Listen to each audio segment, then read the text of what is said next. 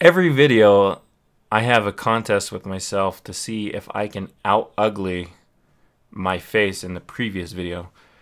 And because I'm constantly getting uglier, it's pretty easy to consistently out-ugly myself. What's up, Tokos? It's Trent, aka oTradeMark here. And I need to apologize to you guys. I am sorry. I'm sorry that I haven't made a video in so long. I'm going to be real with you guys for a second here. A huge flaw of mine. Well, basically, I am a perfectionist in all aspects of my life. A very, very extreme perfectionist. And because of that, I'm such a perfectionist that it creates a lot of problems in my life. Because basically, if things don't go the way that I envision them, I basically just run. I abandon ship. And it's a very big flaw of mine. And that's kind of happened in the past week and a half. Like, basically what started it was on May the 4th, on Star Wars Day. By the way, I hope you guys had a good, happy Star Wars Day. I hope the 4th was with you. I hope you had a good May the 4th. And on May the 4th, I planned on doing a 40th anniversary Luke and a 40th anniversary Vader video. And I recorded a video then. And like after I was done with it, I watched it back. And like, I like the new characters a lot. Like, regardless of your opinions on balance or anything, I personally feel that the 40th anniversary characters are incredible because for numerous reasons, but the main reason is because I feel like they bring back a lot of excitement and joy to the game. Like, I'm actually having fun playing these leaders. Let me know how you guys feel. Leave a comment about how you guys feel about the new leaders. But like personally, I absolutely love them. I love the fact that there's versatility in the leaders. Like, you can attack from ranged or you can attack at melee, similar to Jin. I love that they're specials. I just love everything about them, and I feel like they bring a lot of energy back to the game, which honestly in the past month has not been the past month prior to their release has not been great. Like, just so much about the game. Like, the repair meta, the repair units really like killed my vibe. It's been downhill for me in this game since repair units were released. Because one, repair units just created this like stale meta that was so boring, and there was a lot of draws that came from it. And then the Cassian buff, like, Cassian resurged throughout the ranks, and he's a really boring leader. Like, I hate playing against Cassians. I mean, Cassian gets tons of hate because, like, it's just a boring playstyle. Cassian as a unit, as a leader, is actually not that strong. What his strength is that he gives an extra 1 range to all of his ranged units, and so he drops a bunch of crap. Like, his Grenadier can wipe out your whole swarm before you can even lock on and start attacking his units. All of his units basically get an extra attack before your units start attacking because of that extra range. And he has all these Pathfinders and himself. They just sit back and they just pew, pew, pew, pew, pew. And it's like, honestly, it's not that hard to counter a Cassian, at least to draw against a Cassian, but it's just such a boring playstyle that it's just... I just don't like repair units, and I don't like Cassians. And so, like, I've been having a blast the past week, obviously. If you guys are a Cassian player, you've probably been getting wrecked by 40th Vader. At least the good 40th Vaders are probably destroying you, which... I could literally create a montage out of all of the Cassians that I've wrecked in the past week playing 40th Vader. But, so I made this video, and I played it back, and I didn't like it. I didn't feel like it served those leaders justice because they've really energized the game for me. I'm having fun playing again, and so what I decided to do was I was like, okay, you know what? I'm going to do a full-on professional video guide for these leaders. So I recorded a bunch of gameplay. and I have this document where I list the strengths and weaknesses of the leaders, what I feel like are the strengths and weaknesses. I have deck compositions. I got a bunch of gameplay for how to use their specials and how to, you know, use their different decks. And like, I started editing it, and it's just like, I can envision exactly how the end result of this video would look. Like, I can even see like the video transitions and how the statistics, the stats would come up for the leader, and how I would list the strengths and weaknesses in a bullet list. And like, I can see like the end result professional quality video in my head. And once I started trying to create that vision, it was nowhere near where I wanted it to be. And so I ended up scrapping that video. I mean, this is just like the story of my YouTube channel, guys. And you don't see what goes on behind the scenes, but like, I literally have terabytes of gameplays and videos that I have recorded and gotten to the end where I'm reviewing it and just decided not to upload it. And it is a restricting factor, not just in my YouTube channel, but in my life. And it's a problem to be, you know, it's just something that I'm going to have to learn, because there's no such thing as perfect content.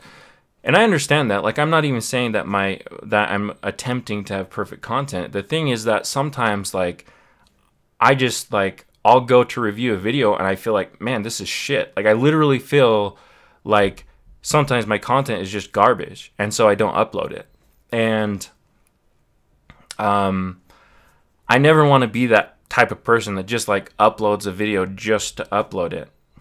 And at the same time, like, even when I upload videos where I feel like they're below average and they're not what they're not up to my expectations, sometimes I feel like, hey, maybe my stuff's not actually that bad, because I get a lot of positive feedback. Like, I get a lot of, I appreciate you guys watching my videos and commenting and supporting me, because like, when you do that, it makes me feel like, hey, maybe my stuff isn't that bad. And if it is bad, you guys call me out on it. And that's one thing that I really pride myself on, is I feel like I'm like one of the realest YouTubers out there. I always try and be honest in like every aspect of my life. And because of that, I feel like you guys are pretty down to earth and honest with me. And so like a few weeks ago, like, or I don't remember how long ago, I did like a video where there was a lot of audio and video issues, and the video was lagging, and I was starting and stopping it. And a lot of you called me out on it, where it's like, TradeMark, this is shit. And I was like, I watched it back, I was like, yeah, you're right, this is shit. And so like, I do appreciate the relationship that I have with my subscribers, but I guess what I'm getting at is that I wanted to create these awesome videos, and there's a certain point where you just kind of have to move forward with something. I mean, even this video, like, it's so bad, you guys have to understand that even this recording right now, I've already started over like 6 times already. And that's like, this is a very common process for me. Like, in my recordings, in my editings, like, nothing is ever good enough for me. And that's just something that I'm gonna have to learn in life, is that like, you know, it's a very restricting factor, part of my personality. And you know, in some aspects of my life, I've learned to deal with it. And you just kind of have to learn that at some point, there's no room for improvement. You just have to go forward with it and learn from your mistakes. And there's never enough planning or enough editing that you can do to make something perfect. So instead, what I'm going to do is I will create those video guides. And now that I've like talked them up, if they're shit, then I'm going to really feel bad, because you guys are going to destroy me in the comments. You're going to be like, this is what took you 2 weeks to create, is these piece of shit videos? But I will do those video guides. But today, what I'm actually going to do is I'm going to replay our most recent series from the 2 versus 2 Kyber Cup matches. And so the 2 versus 2 Kyber Cup has gone a lot longer than we had anticipated, because in order to get 4 players to show up that are, you know, in all different time zones, and to try and schedule things. It's just been a nightmare. And, you know, there's just a lot of people that are not flexible with their schedules, and so it's just taken a lot longer to get matches done. But we're still in it, and we haven't lost a series yet. So we have lost games within a series, but we haven't lost an entire series yet, and so we're doing pretty good. However, there's plenty of humbling moments for us, and in this most recent series, I'm just going to kind of review it and go over it with you guys, and then hopefully I'll bring those other guides to you guys soon. All right, so you'll notice I have a different shirt on, and that is because I started this video on Thursday, and it is now Monday. This is the story of my life, guys. I don't know what to say at this point. I'm just going to come. I was going to shoutcast these games, but it was actually weird to try and shoutcast my own matches, like saying my own name. So I'm actually just going to commentate on what happened. So in this game, we're playing as Rebels. I'm playing as Bodhi, and RuTank is playing as Luke. And as you can see, we are running the drop pod strategy. Now, the drop pod strategy, yes, it's annoying. Yes, it's cheap. It's really annoying to play against. It feels dirty to win with it, and yet, you know, since it's a competitive tournament, players are going to bring out what they feel gives them the best opportunity to win. So in this game, we are running drop pods, and we're running basically the way that we are playing drop pods is we run a defensive setup plus pods. So the idea is to basically run Bodhi for the extra turret health and everything, and just play really defensively while basically drop podding on mid turret. Now, against teams that are not prepared for this, you usually 4-0 the enemy team, because you're going to get mid turret and then you're going to get generator, and that's going to 4-0 the score. The problem is that Panna and Lost clearly expected us to play drop pods because we've been playing it the whole tournament. And so they ran Bosk and Tarkin, who are probably the two best leaders for countering drop pods. Maybe Vader and Tarkin might be a little bit better. But Tarkin is going to be able to net and stun the pods anytime they come in. Bosk is going to be able to snare them anytime the pods come in. They also are running treadwell droids, double treadwell droids, I believe. So they're constantly trying to prevent this strategy from working by constantly keeping the heals on. Anytime the pods are dropped, they're netting, they're stunning, etc. And so actually a lot of the damage for on this turret comes from our support spells. They did a pretty good job at countering the actual drop pods, and they always had these treadwell droids up, it seemed like. So it was really annoying on both sides, trying to keep those droids off, and then I'm sure them trying to keep the pods off. And then it goes to overtime. And they actually make the decision here to try and push for the win. It's hard to say if they make a mistake here. Maybe if they would have pushed the same lane together at the same time, they could have killed it. But because they both push up, we're able to pod on the back and get the turret for the win. So we win 1-0 on the first game. Now here's game 2. And in this game, RuTank is playing Tarkin, I'm playing Seventh Sister, Lost Vanquisher is playing Han, and Panna is playing Lando. Now, I have to preface this game so that you guys understand it. Basically, we practiced before this series, and the concept was, I actually thought that Lost and Panna were going to run drop pods as well, because they had ran it earlier against Port Gas and Logic, so I thought they were going to run drop pods. So I wanted RuTank to play as Tarkin, and defend against the drop pod, while I played Seventh Sister and went offensive. And what we practiced before this began was that RuTank was going to slow play an ATST, and when it got up when it basically, as the ATST came up, we were going to switch lanes so that I could attack, because Seventh Sister has a lot more offensive pressure, and Tarkin can handle the drop pods a lot easier on the back end. Well, as you can see, things don't go as planned. The first basically what happens is Han drops a bunch of units on right lane, and I drop 11 energy on that right lane to counter it. I put down Death Trooper, Bladesman, and Light Vehicle. So I have 11 energy on that right lane. I'll actually replay this in slow motion so you can see what happens here. But the first mistake is, so I lay 11 energy here, and Han runs up at the perfect time to draw aggro from not only my Bladesman, but the Light Vehicle, I believe. And so I basically played 11 energy to try and kill that tank, and instead all the energy went to attacking Han, which doesn't do anything to counter a push. Now, up top here, you're going to see RuTrash. I've nicknamed RuTank RuTrash in this game because he's trash in this game, I'll be honest. And RuTank feels this is all my fault because I wanted to switch lanes right at the beginning rather than where we typically would have switched lanes, which would have been right about here. So it was definitely a communication error on my part to try and switch earlier. I did call it out in our voice chat to let him know. But here's the real issue that I'm gonna have to call out RuTank on.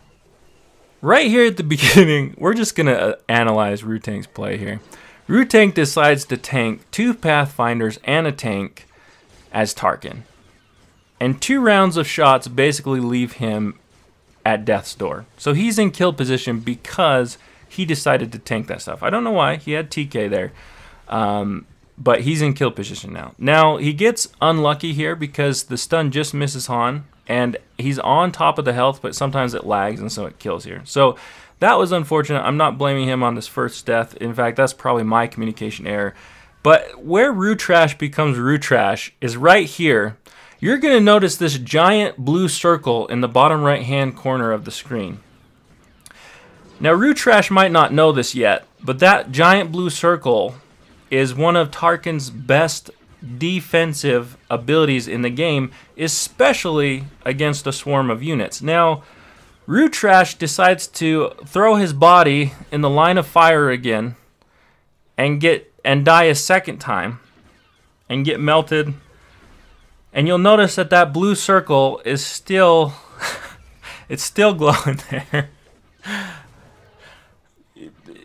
Okay, to be honest, the reason at this point we're basically both just yelling at each other in our voice chat, and I can understand the miscommunication on the first. However, that first mistake didn't lose us the game because honestly, we could have recovered from this. We could have just exchanged 1-to-1 turrets at the beginning of the game, but instead, the one turret made us both tilt extremely bad. We're both screaming and yelling at each other, and things go horribly wrong. So that is game 2. All right, so here's game 3, and basically in game 3, because Lost and Panna had turret advantage, they got to pick faction, and so they chose to go Rebels again, which I understand because they crushed us in game 2. However, we decided to switch it up because basically we just went back to our bread and butter, which is playing 2 aggressive leaders and focusing on our own lane. So we changed up our strategy in game 3, and the idea was, okay, RuTrash, you deal with your lane, I'll deal with my lane. Whoever, if one of us is able to win lane and take a turret, then we win. And so that was the strategy. No more teamwork. This isn't 2v2. This is this is what happens when we tilt and we decide to play solo. So the beginning of this game is not too exciting. RuTank gets a little bit of chip damage here after. It was a pretty good defense by them. That was actually, I thought we were going to get a lot more out of that than we did. However, we don't. Look at that teamwork. Look at that. We still have teamwork. We're not a completely failed team. I dropped a light vehicle for old RuTrash over there.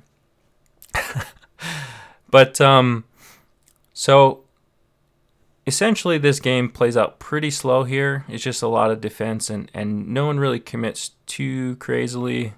At least not any risky commitments there. And this is basically where the tide turns right here, I believe. So RuTank's going to drop ATST, and this, obviously ATST on map applies a lot of pressure, and so Han comes up and drops Wookiee, and that was his mistake right there. Now this is actually RuTank's video, because I went to record this game, and for some reason, basically friendly replays clear at some point. They clear, and so it's kind of, I recorded the first 2 games on the replays, and I went to record the third one, and the chat just wiped, so I lost the replay. But RuTank luckily had already recorded it, so I just took RuTank's video. So maybe, I guess he doesn't show that first push, the mistake. Or maybe he might actually go back and replay it from that side. But it's really the ATST. In friendlies, it's a really good unit to apply pressure, because epic cards in friendlies are actually have a little bit more impact. Same with leaders, because usually in regular games at like level 12 to 14, you have level 12 to 14 turrets and level 12 to 14 commons.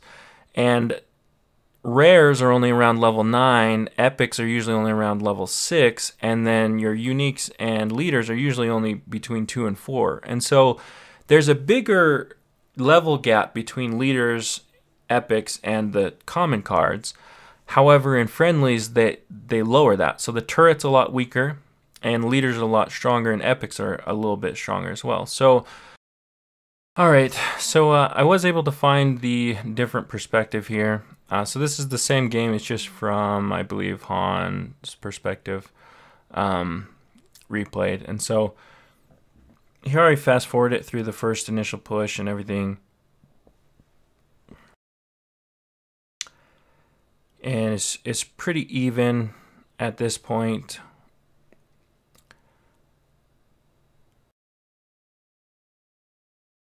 Yeah, I'm gonna have to go back and like splice all this video together so that it works correctly, because I had to just pull this video from different places. But so here's kind of where things, RuTank hops over wall, drops ATST, that draws over Han. He plays Wookiee over there. Now he only has 3 energy, so he drops Grenadier, and I landed double stun here on his Grenadier and Han, and just able to finish him off right there. And luckily, the TIE fighter just missed like one of the riot troopers there, which actually gave me enough tank hits on that to clear out that turret. So that was, you know, the single kind of thing there that allowed us to win the game. And we actually we almost take the second turret. If there would have been a couple more seconds, we would have taken the second turret. I thought we had taken it. I didn't realize that it wasn't. But as you know, that was the game. So we won the series 2-1. It was some really good games, and honestly,